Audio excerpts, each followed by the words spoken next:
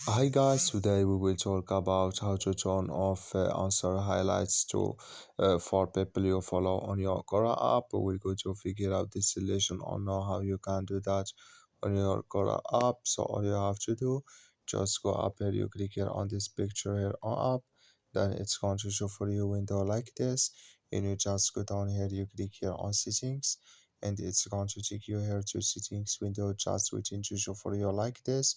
You click here on email and notifications, then you come to the next window here, just waiting to show for you like this. You click here on push notifications, and you come to the next window here, just click here on your network, then it's going to take you to this window. You come here to answer highlights for people you follow, you click here on this sign, and like you see color, it's gone. That's my answer highlights, it's on off now.